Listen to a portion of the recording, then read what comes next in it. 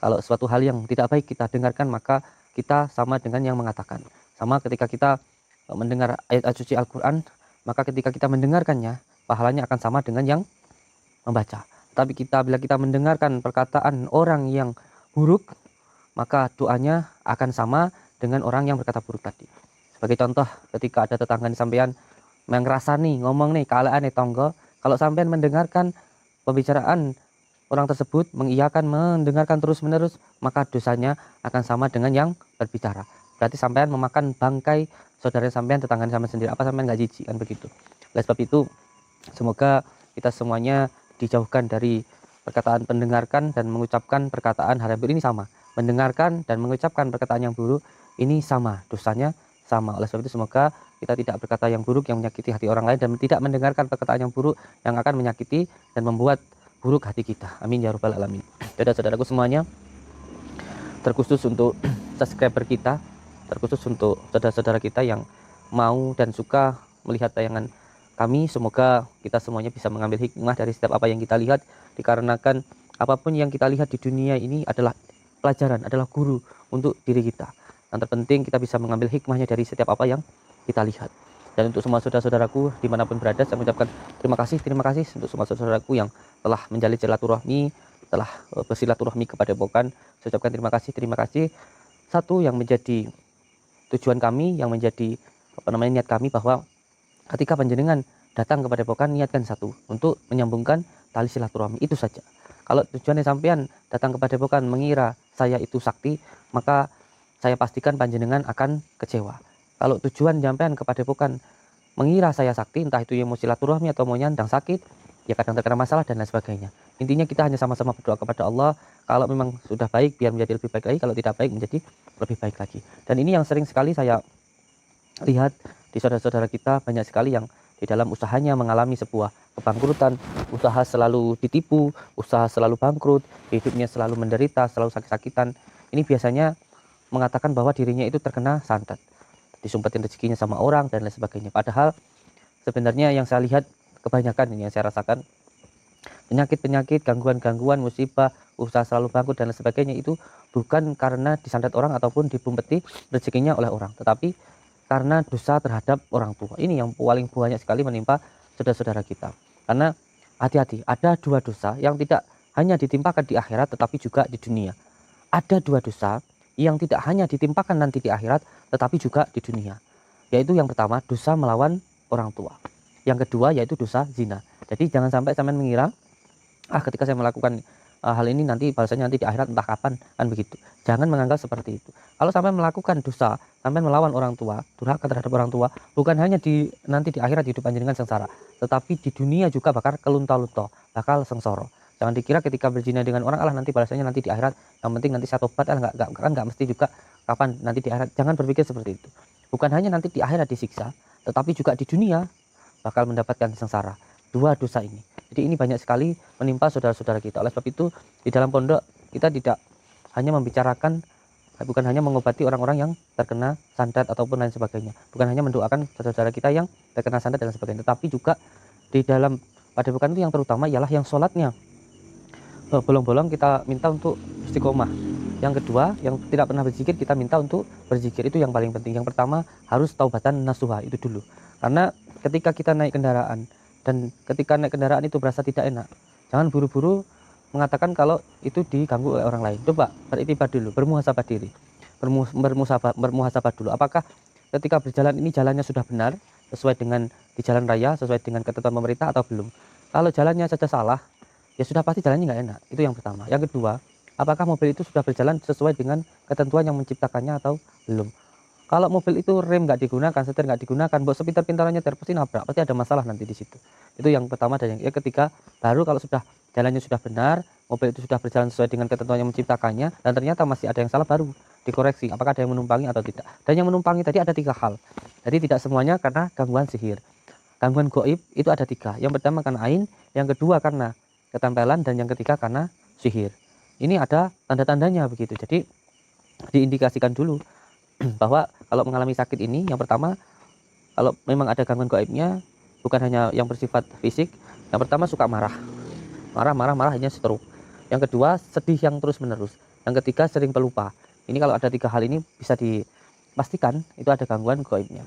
Dan yang dirasakan kalau yang karena ain itu bagian depan di kepala sini, kalau karena ketempelan itu di bagian dada, kalau karena sihir itu di bagian tulang belakang, di tengkuk, berat, kepala pusing bagian belakang, tulang ekor panas, ini karena gangguan sihir insyaallah. Oleh sebab itu untuk semua saudara-saudaraku, yang paling penting yang pertama ialah ridho dari orang tua, itu yang paling penting.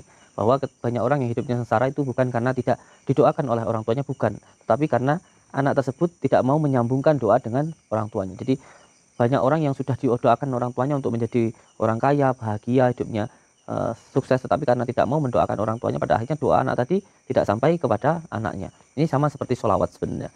Ketika kita sudah dicintai oleh baginda Rasulullah, ketika kita tidak mau bersolawat kepada baginda Rasulullah, hidup kita juga tidak akan selamat begitu. Karena apa? Sejatinya ketika kita membaca solawat itu bukan untuk baginda Rasulullah. Baginda Rasulullah itu sudah dijamin oleh Allah mulia begitu. Nah, ketika kita membaca solawat, sejatinya kita memuliakan diri kita sendiri begitu. Ketika kita membaca solawat, maka kita menerima cintanya baginda Rasulullah di dalam diri kita, menyambungkan rasa cinta diri kita kepada baginda Rasulullah. Jadi kita itu sudah dicintai oleh baginda Rasulullah SAW berabad-abad yang tahun yang lalu. Kita itu hanya tinggal menyambungkan saja. Lalu menyambungkannya itu dengan apa? Dengan solawat itu tadi. Ketika kita bersolawat, maka sejatinya kita membangkitkan Nur Muhammad, memesrakan Nur Muhammad yang ada di dalam diri kita. Kalau Nur Muhammad yang ada di dalam diri kita sudah mesra, maka seluruh dunia ini akan tunduk dan akan menjadi khodam atau pembantu untuk diri kita. Karena semuanya yang ada di dunia ini adalah khodam untuk diri kita, pembantu. Bukan kita yang diciptakan untuk dunia, tapi dunia ini diciptakan untuk diri kita. Itu yang menjadi kaji dirinya. Dan yang kedua, ketika kita mendoakan orang tua, sejatinya kita itu bukan mendoakan orang tua, tapi mendoakan diri kita sendiri. Ini yang tidak dipahami oleh saudara-saudara kita. Jadi banyak orang yang sukses di dalam usahanya, itu bukan karena kerja kerasnya, tetapi karena doa dari orang tuanya. Dan banyak orang yang tidak sukses di dalam hidupnya karena tidak mendoakan orang tuanya. Padahal ketika dia mendoakan orang tuanya, itu seperti menyambungkan paralon ke dalam galon air yang besar yang sudah diberikan oleh orang tuanya tadi. Jadi ketika orang tua mendoakan anaknya, nah ketika itulah orang tua menampung sebuah galon besar. Jadi ketika orang tua bangun malam berdoa, ya Allah, jadikanlah anakku yang sukses, yang kaya, yang bahagia, itu sama Allah, oleh Allah ditampung di dalam lautal mahfud, sama Allah ditampung di sebuah, semuanya di sebuah galon besar begitu. Nah, diri kita ketika mendoakan orang tua tadi, maka kita menyambungkan dengan galon air yang tadi itu sehingga sampai kepada diri kita. Inilah rahasianya. Oleh sebab itu, untuk semua saudaraku, mari kita berbakti kepada orang tua yang masih hidup ya sebaik-baiknya, karena itu adalah pusaka kita yang paling mulia dan yang paling berharga. Pusaka yang paling mulia itu bukan keris, bukan merah delima, bukan ijing bungkem, bukan jenglot dan lain sebagainya. Pusaka yang paling ampuh itu adalah orang tua kita. Maka yang masih punya orang tua, dirawat sebaik-baiknya, itu adalah pusaka panjenengan yang paling ampuh begitu. Dan yang sudah meninggal, jangan lupa untuk selalu didoakan orang tuanya. Itu adalah jalan kesuksesan panjenengan. Nggih, amin ya rabbal alamin. Dan juga saudaraku, malam ini saya mau mendatangi sebuah rumah. Ini kita sudah dekat. Di rumah ini dikabarkan begitu, ada salah satu pasien saya yang kemarin kita lakukan pembersihan itu menyampaikan bahwa ada masalah dengan masih saudaranya sendiri, dan ada sempat diancam mau disantet begitu, dan katanya sudah berkali-kali disantet, tapi kita Allah alam bisawab, kita tidak tahu. Oleh sebab itu kita datangi langsung supaya kita bisa bertabayun langsung kepada orangnya ini nanti. Nggih, semoga saja ini nanti dipermudah Allah. Saya tidak punya kekuatan apa-apa, sebab itu saya minta doa dari saudara-saudaraku, semoga saya diberikan kekuatan oleh Allah untuk menyadarkan saudara kita ini, dan tentunya jangan sampai kezaliman ini, jangan mentang-mentang punya ilmu sadar terus ganggu saudaranya begitu. Ini yang paling penting, dan yang penting juga untuk saudaraku semuanya, jangan pernah takut dengan yang namanya ilmu santet begitu. Tidak akan mampu mengenai diri kita selama diri kita berpegang teguh kepada tali Allah. Bismillahirrahmanirrahim.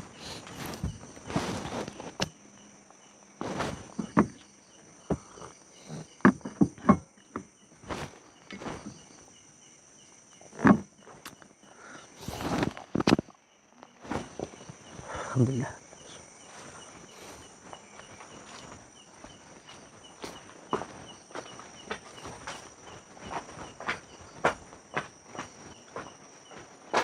Assalamualaikum. Assalamualaikum. Nuwun. Amin. Siapa Nggih, ini? saya Samsudin Siapa dari ini? Blitar, saya dari Jawa Timur begitu. Saperlune ana apa? Oke, sebelumnya kula nyuwun ngapura. Asal kula lebet, saya mau bersilaturahmi ke panjenengan, pengen ngobrol-ngobrol. Hah, monggo.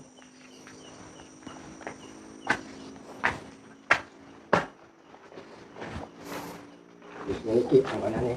Nggih, sami mawon nggih kula nggih rasa. Ya anak rokok-rokok ya sampean tak rokok-rokokan sik. Nggih. Dak durunge bapak itakon. Nggih. Sak peluru ini ono apa? Nggih, amit. Rokoke. Nggih. Mau masuk ke sampean ke apa? Mboten jenengan mawon. Kula pun. Nggih. Pindah nggih. Tujuan kula mriki silaturahmi dumateng panjenengan, menyambungkan tali silaturahmi ngoten. Merga nyambungke silaturahmi niku nebihne sedaya bala, neketne rezeki, manjangna umur insyaallah ngoten. Merga ngoten niku sebab seperti itu saya datang ke sini begitu.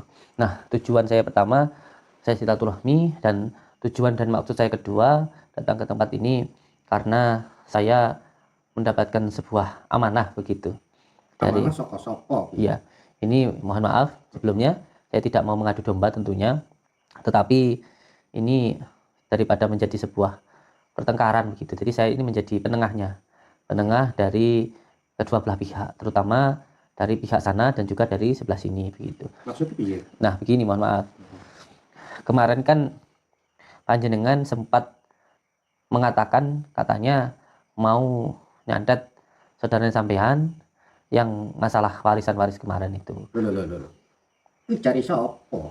Ya mohon maaf, ini saya dari pihak sana menyampaikan kepada saya bahwa hak waris yang beliau punya itu kan sebenarnya adalah hak mereka.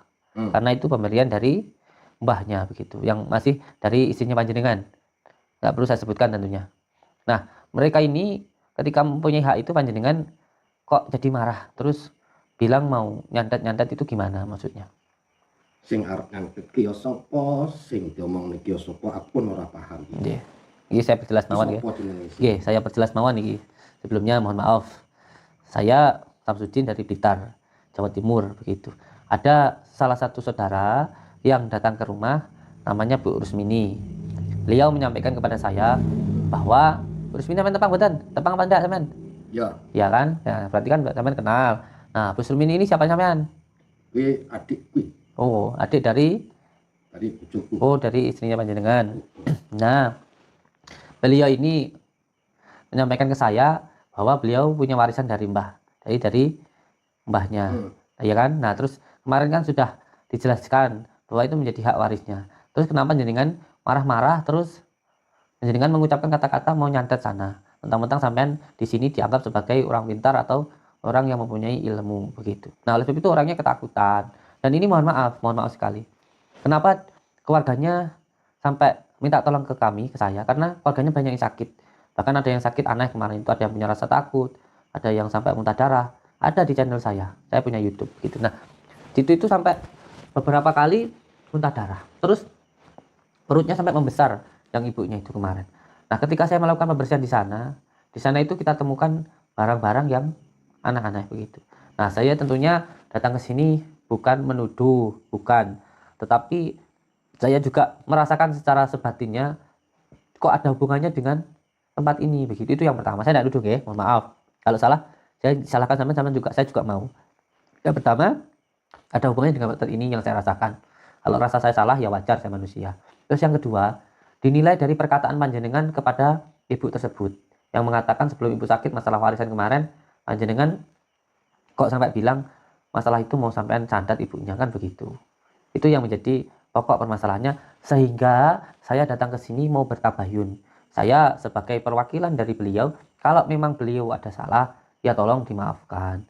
Jangan cuman karena harta sampai pada akhirnya persaudaraan hancur. Apalagi kalau sampai menggunakan ilmu-ilmu yang semacam itu tambah-tambah lagi secara dunianya sudah bejat, secara akhiratnya itu sudah musyrik begitu. Jadi ini perlu untuk saya tegaskan. Lek sampean waskita.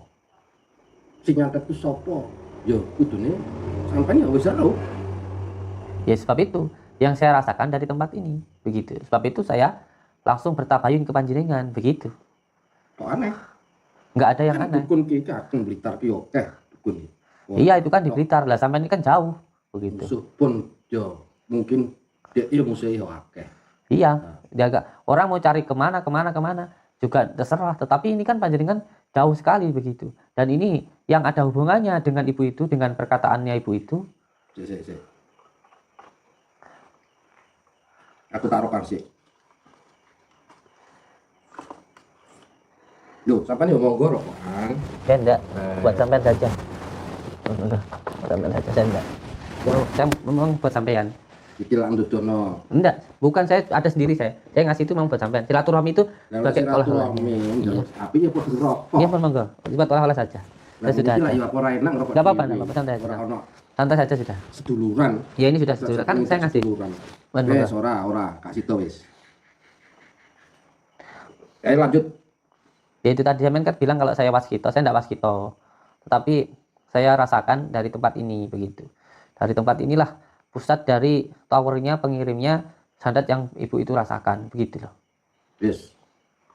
Saiki lek memang ilmumu kandel apa wis kas kita tenan ya wis.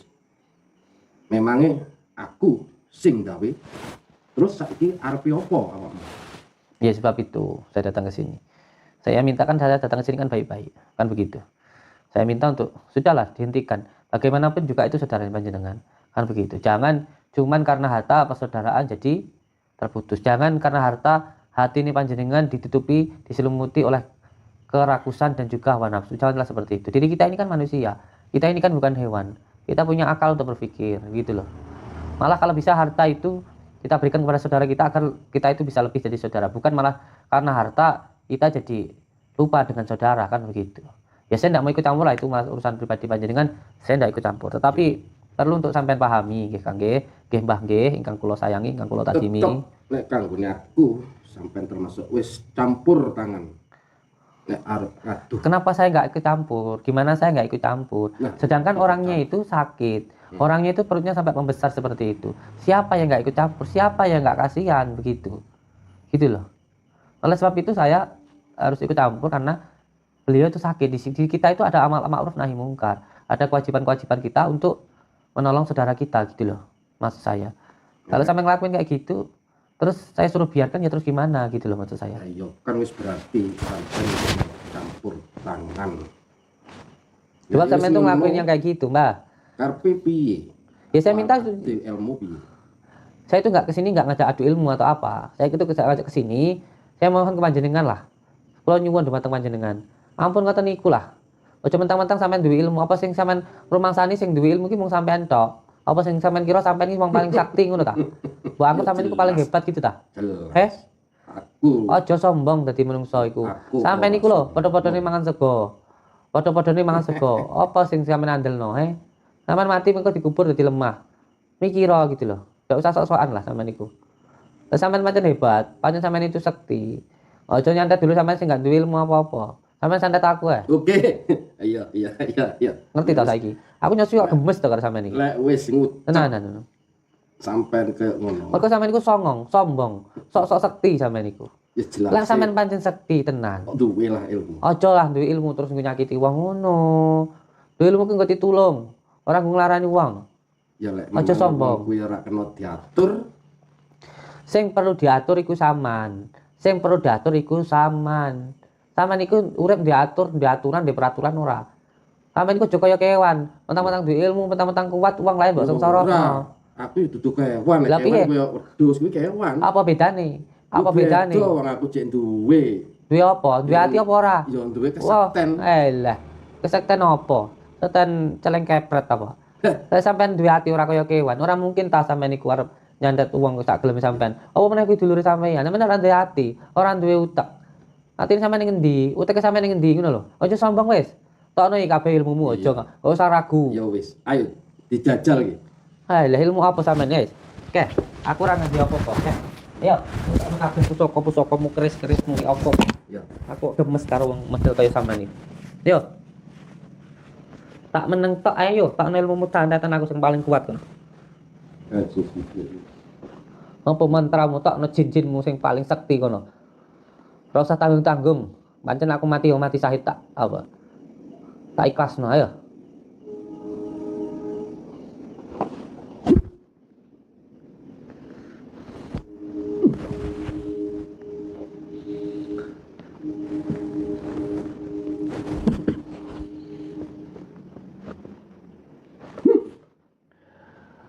Ya Allah, kekuatan adalah kekuatanmu ya Allah. Dengan kekuatanmu saya memohon ya Allah, berilah hamba kekuatan untuk amal ma'ruf nahi munkar ya Allah.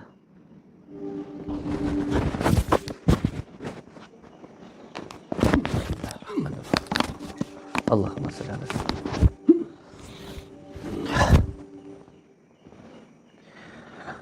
syirrullah, jatullah, sifatullah, wujudullah, afalullah, la ilaha illallah, Muhammadur Rasulullah. Sirullah, jatullah, sifatullah, wujudullah, afalullah, la ilaha illallah, Muhammadur Rasulullah. Sirullah, jatullah, wujudullah, fatullah, falullah, la ilaha illallah, Muhammadur Rasulullah. Sirullah, jatullah, fatullah, wujudullah, falullah, la ilaha illallah, Muhammadur Rasulullah. Sirullah, jatullah, sifatullah, wujudullah, afalullah, la ilaha illallah, Muhammadur Rasulullah. Sirullah, jatullah, la ilaha illallah, Muhammadur Rasulullah. Sirullah, jatullah, sifatullah, wujudullah, afalullah, la ilaha illallah, Muhammadur Rasulullah. Sirullah, jatullah, sifatullah, wujudullah, afalullah, la ilaha illallah, Muhammadur Rasulullah. Sirullah, jatullah, wujudullah, la ilaha illallah, Muhammadur Rasulullah. Sirullah, jatullah, sifatullah, wujudullah, afalullah, la ilaha illallah, Muhammadur Rasulullah. Sirullah, jatullah, Allah wujudullah, afalullah, la ilaha illallah, Muhammadur Rasulullah. Sirullah, jatullah, sifatullah, wujudullah, afalullah, la ilaha illallah, Muhammadur Rasulullah. Allahumma salli wa sallim wa barik ala sayyidina Muhammadin nuril zati wasiri sari fi sayyidil asmasyud. Ya Allah, kekuatan adalah kekuatan-Mu, ya Allah. Penjagaan adalah penjagaanmu, ya Allah. Ya Allah, dengan kekuatan-Mu, dengan penjagaanmu, saya mohon jagalah diri hamba, ya Allah. Tidak ada satu makhluk pun yang mampu menyakiti diri hamba kecuali atas izin dan maunah-Mu, ya Allah. Ya Allah, ya Rahman, ya Rahim. Saya memohon ridho dan maunah-Mu, ya Allah, ya Rahman, ya Rahim. Ya Allah, ya Allah, ya Allah. Ya Allah, ya Allah, ya Allah, ya Allah, ya Allah, ya Allah. Allah, ya Allah, ya Allah. Ya Allah, Allah, ya Allah, ya Allah. Ya Allah, ya Allah, ya Allah, ya Allah, ya Allah, ya Allah, ya Allah, ya Allah, ya Allah.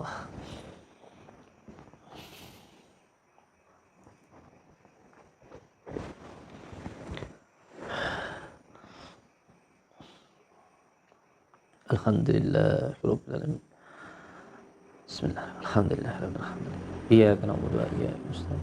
Ihdinas siratal mustaqim. Siratal ladzina an'amta 'alaihim ghairil maghdubi 'alaihim waladdallin. Rabbi ighfirli wa li walidayya. Amin. Allah subhanahu.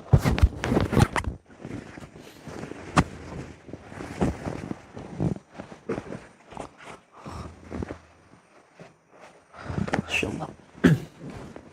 Katanya punya ilmu kuat.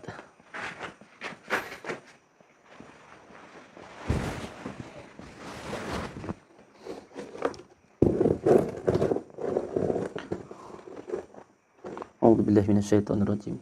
Bismillahirrahmanirrahim. Dengan izin dan maunah-Mu, ya Allah, hilangkanlah semua kekuatan gaib yang ada di dalam diri orang ini. Innama amruhu idza arada sayyi'an ayyaqula lahu kun fayakun kun fayakun.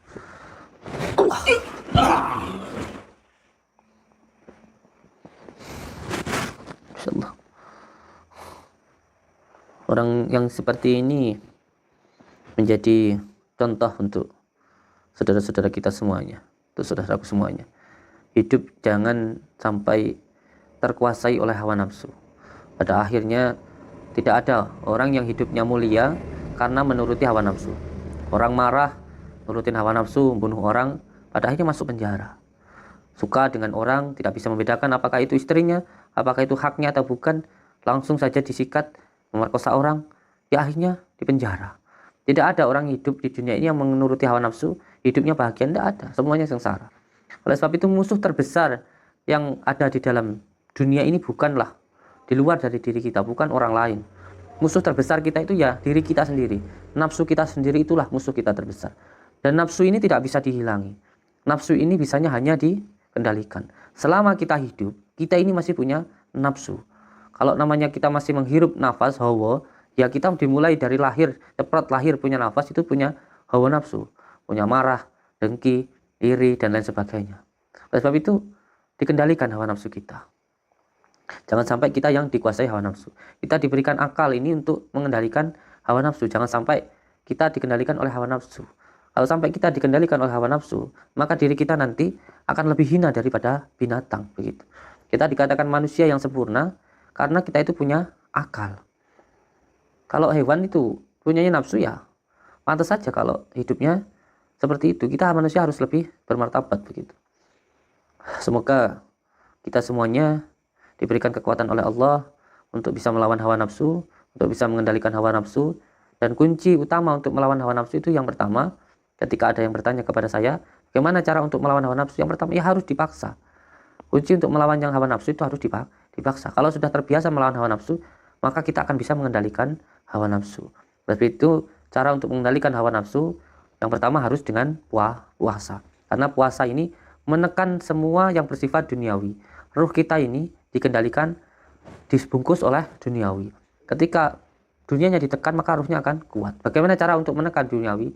Ya kita mengurangi semua kesenangan dunia. Makan, minum, tidur, wanita, dan sebagainya. Itu ditahan. Oleh sebab itu, kita diwajibkan untuk berpuasa. Mulai antirakat riyadhah begitu. Jangan sampai hidup hanya untuk makan. Tapi makanlah untuk hidup. Semoga saudara-saudaraku dimanapun berada, kita semuanya dijadikan manusia sebenar-benarnya manusia yang bisa mengendalikan hawa nafsunya, bukan yang kita dikendalikan hawa nafsu. Jangan sampai kita berniat baik tetapi diselimuti oleh hawa nafsu menjadi hal yang tidak baik. Banyak hal-hal yang kelihatannya baik padahal itu tidak baik. Oleh sebab itu, mari untuk semua saudara-saudaraku belajar syariat, tarekat, hakikat, dan marifat. Semoga semua saudaraku dimanapun berada selalu dalam lindungan Allah Subhanahu wa Ta'ala, mendapatkan rezeki yang berkah, barokah, berlimpah, bisa untuk pergi ke Mekah, ke Madinah, sisanya bisa buat beli sawah dan menjadi keluarga yang sakinah, mawaddah, warahmah.